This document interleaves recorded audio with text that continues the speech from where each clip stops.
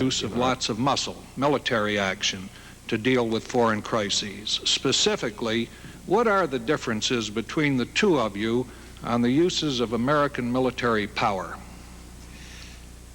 I don't know what the differences might be because I don't know what Mr. Carter's policies are. I do know what he has said about mine.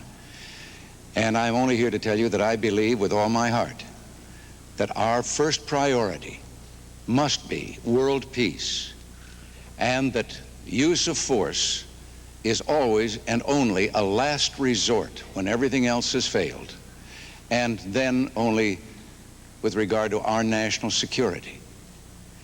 Now,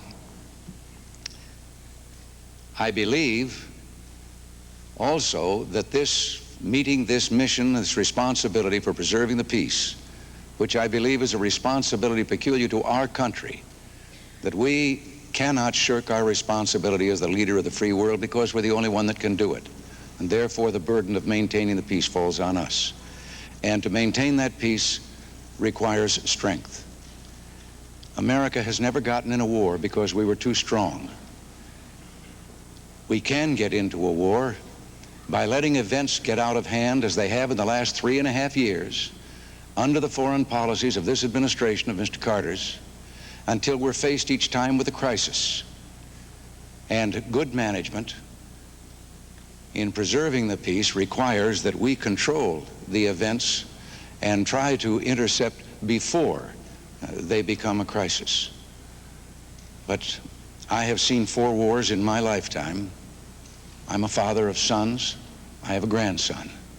I don't ever want to see another generation of young Americans bleed their lives into sandy beachheads in the Pacific or rice paddies and jungles in Asia or the muddy, bloody battlefields of Europe.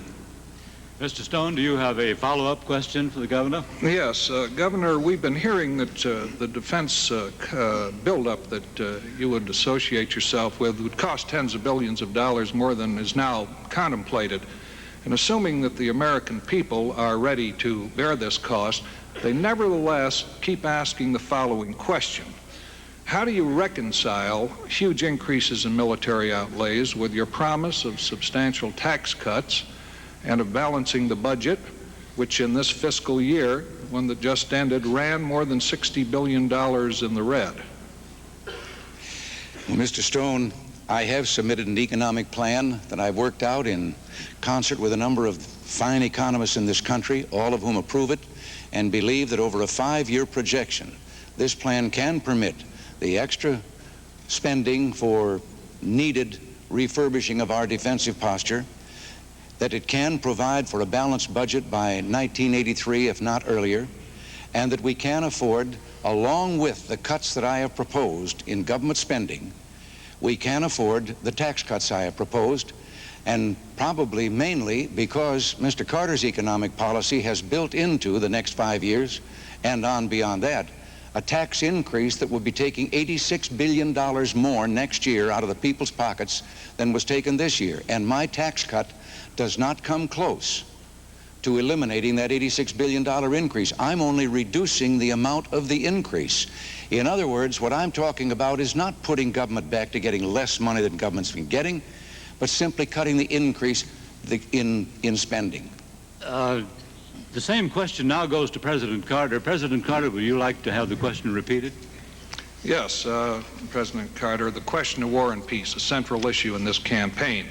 You've been criticized for, in the give and take, for responding late to aggressive Soviet impulses, for an insufficient buildup of our armed forces, and a paralysis in dealing with Afghanistan and Iran.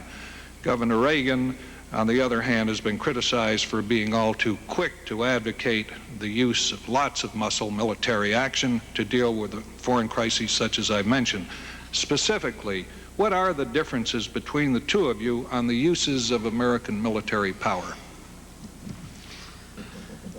Mr. Stone, I've had to make thousands of decisions since I've been president, serving in the Oval Office. And with each one of those decisions that affect the future of my country, I have learned in the process. I think I'm a much wiser and more experienced man than I was when I debated 4 years ago against President Ford. I've also learned that there are no simple answers to complicated questions. H.L. Mencken said that for every problem, there's a simple answer. It would be neat and plausible and wrong. The fact is that this nation, in the 8 years before I became president, had its own military strength decrease.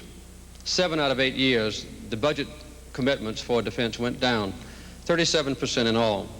Since I've been in office, we've had a steady, carefully planned, methodical, but very effective increase in our commitment for defense. But what we've done is to use that enormous power and prestige and military strength of the United States to preserve the peace. We've not only kept peace for our own country, but we've been able to extend the benefits of peace to others. In the Middle East, we've worked for a peace treaty between Israel and Egypt successfully, and have tied ourselves together with Israel and Egypt in a common defense capability. This is a very good step forward for our nation's security, and we'll continue to do as we've done in the past. I might also add that there are decisions that are made in the Oval Office by every president which are profound in nature. There are always troubled spots in the world, and how those troubled areas are addressed by a president alone in that Oval Office affects our nation directly. The involvement of the United States and also our American interest, that is a basic decision that has to be made so frequently by every president who serves. That's what I've tried to do successfully by keeping our country at peace. Mr. Stone, do you have a follow-up? Yes, I would like to be a little more specific on the use of military power, and let's talk about one area for a moment. Under what circumstances would you use military forces to deal with, for example, a shutoff of Persian Oil Gulf, if that should occur, or to counter a Russian expansion beyond Afghanistan into either Iran or Pakistan? I ask this question in view of charges that we are woefully unprepared to project sustained, and I emphasize the word sustained power in that part of the world. Mr. Stone, in my State of the Union address earlier this year, I pointed out that any threat to the stability or security of the Persian Gulf would be a threat to the security of our own country. In the past, we've not had an adequate military presence in that region. Now we have 2 major carrier task forces. We have access to facilities in 5 different areas of that region, and we've made it clear that working with our allies and others, that we are prepared to address any foreseeable eventuality which might interrupt commerce with that crucial area of the world. But in doing this, we have made sure that we address this question peacefully, not injecting American military forces into combat, but letting the strength of our nation be felt in a beneficial way.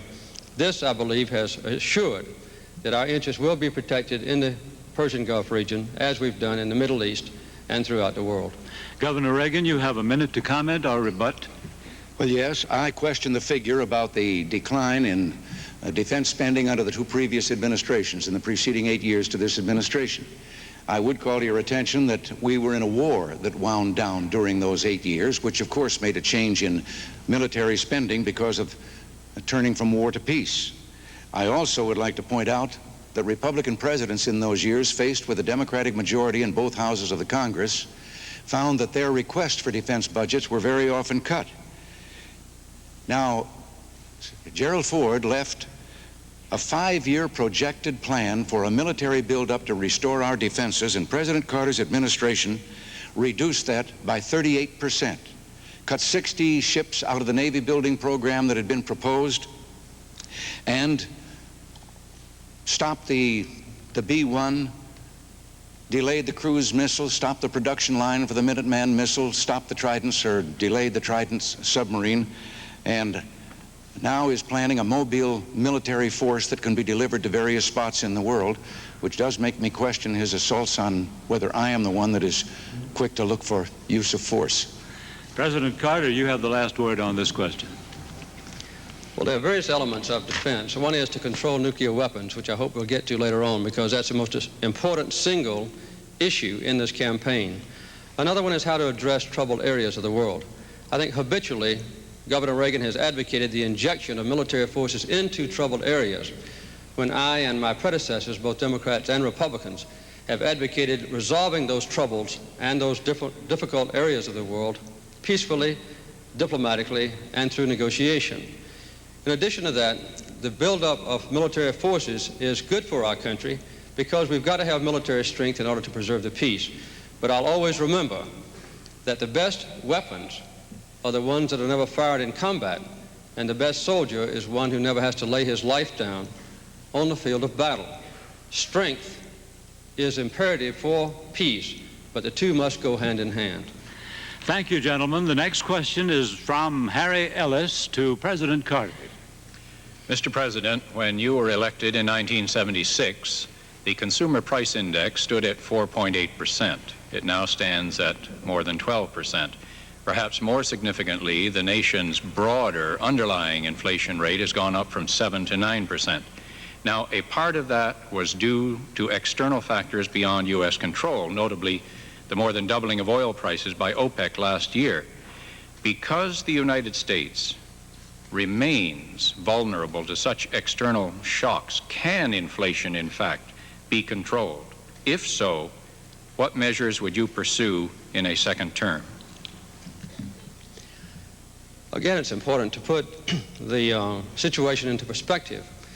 In 1974, we had a so-called oil shock, wherein the price of OPEC oil was raised to an extraordinary degree. We had an even worse oil shock in 1979.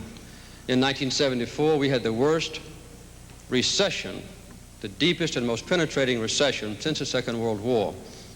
The recession that resulted this time was the briefest we've had since the Second World War. In addition, we've brought down inflation. Early this year, the first quarter, we did have a very severe inflation pressure brought about by the OPEC price increase. It averaged about 18% the first quarter of this year. The second quarter, we had dropped it down to about 13%. The most recent figures, the last 3 months of the third quarter of this year, the inflation rate is 7%.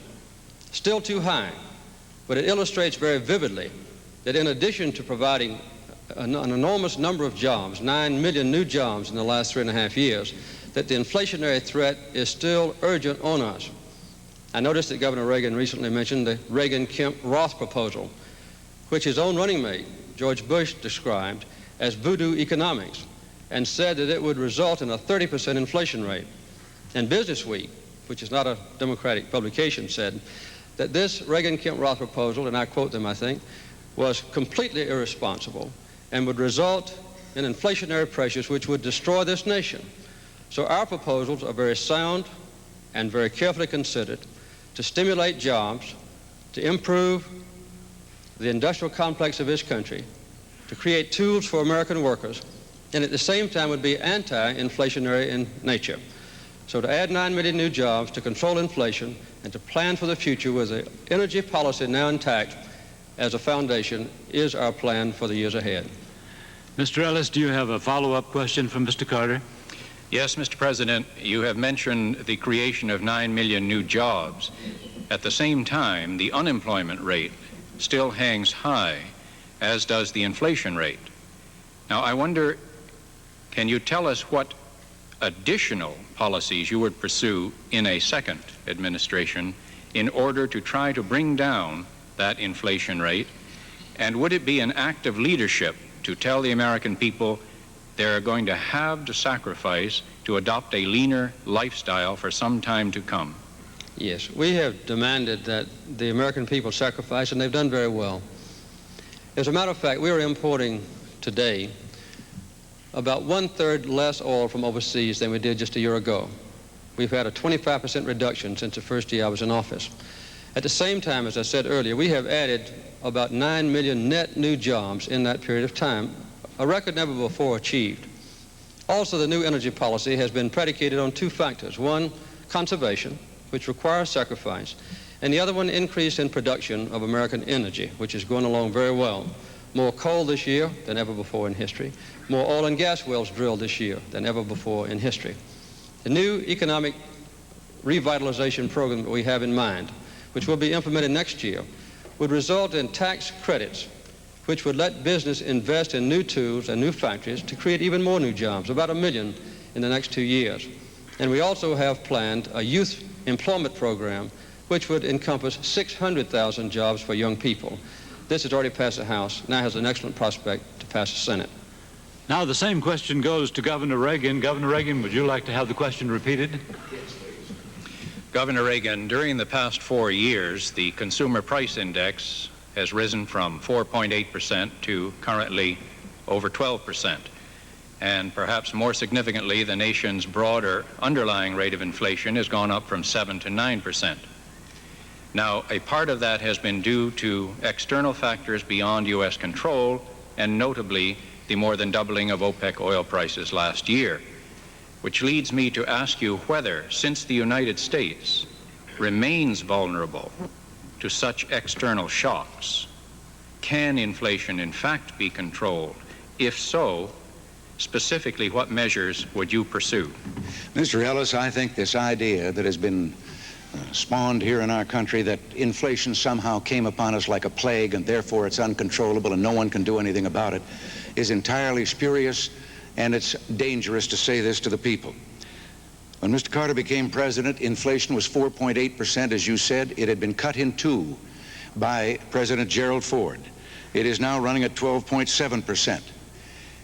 President Carter also has spoken of the new jobs created. Well, we always, with the normal growth in our country and increase in population, increase the number of jobs. But that can't hide the fact that there are 8 million men and women out of work in America today, and 2 million of those lost their jobs in just the last few months. Mr. Carter had also promised that he would not use unemployment as a tool to fight against inflation. And yet his 1980 economic message stated that we would reduce productivity and gross national product and increase unemployment in order to get a handle on inflation, because in January, at the beginning of the year, it was more than 18%. Since then, he has blamed to the people for inflation OPEC. He's blamed the Federal Reserve System. He has blamed the lack of productivity of the American people. He has then accused the people of living too well, and that we must share in scarcity, we must sacrifice and get used to doing with less. We don't have inflation because the people are living too well. We have inflation because the government is living too well. And the last statement, just a few days ago, was a speech to the effect that we have inflation because government revenues have not kept pace with government spending. I see my time is running out here. I'll have to get this down very fast. Yes, you can lick inflation by increasing productivity and by decreasing the cost of government to the place that we have balanced budgets and are no longer grinding out printing press money, flooding the market with it because the government is spending more than it takes in. And my economic plan calls for that. The President's economic plan calls for increasing the taxes to the point that we finally take so much money away from the people that we can balance the budget in that way. But we will have a very poor nation and a very unsound economy if we follow that path. A follow-up, Mr. Ellis? Yes, you have centered on cutting government spending in what you have just said about your own policies. You have also said that you would increase defense spending. Specifically, where would you cut government spending if you were to increase defense spending and also cut taxes so that presumably federal revenues would shrink? Well, most people, when they think about cutting government spending, they think in terms of eliminating necessary programs or wiping out some service that government is supposed to perform. I believe that there is enough extravagance and fat in government. As a matter of fact, one of the secretaries of HEW under Mr. Carter testified that he thought there was $7 billion worth of fraud and waste in welfare and in the medical programs associated with it. We've had the General Accounting Office estimate that there is probably tens of billions of dollars that is lost in fraud alone, and they have added that waste adds even more to that. We have a program for a gradual reduction of government spending based on these theories, and I have a task force now that has been working on where those cuts could be made. I'm confident that it can be done and that it will reduce inflation because I did it in California. And inflation went down below the national average in California when we returned money to the people and reduced government spending. President Carter. Governor Reagan's proposal, the Reagan-Kemp-Roth proposal, is one of the most highly inflationary ideas that ever has been presented to the American public. He would actually have to cut government spending by at least $130 billion in order to balance the budget under this ridiculous proposal. I noticed that his task force is working for his future plans had some of their ideas revealed in the Wall Street Journal this week. One of those ideas was to repeal the minimum wage. And several times this year, Governor Reagan has said that the major cause of unemployment is the minimum wage. This is a heartless kind of approach to the working families of our country, which is typical of many Republican leaders in the past, but I think has been accentuated under Governor Reagan. In California, I'm surprised Governor Reagan brought this up, he had the 3 largest tax increases in the history of that state under his administration. He more than doubled state spending while he was governor, 122% increase, and had between a 20 and 30% increase in the number of employees. Sorry to interrupt, in Mr. California. Carter. Thank you, sir. It's Governor Reagan has the last word on this question. Yes. The figures that the President has just used about California is a distortion of the situation there, because while I was governor of California, our spending in California increased less per capita than the spending in Georgia while Mr. Carter was governor of Georgia in the same 4 years. The size of government increased only 1/6 in California of what it increased in proportion to population in Georgia. And the idea that my tax cut proposal is inflationary, I would like to ask the President, why is it inflationary to let the people keep more of their money and spend it the way they'd like, and it isn't inflationary to let him take that money and spend it the way he wants? I wish that question need not be rhetorical, but it must be, because we run out of time on that.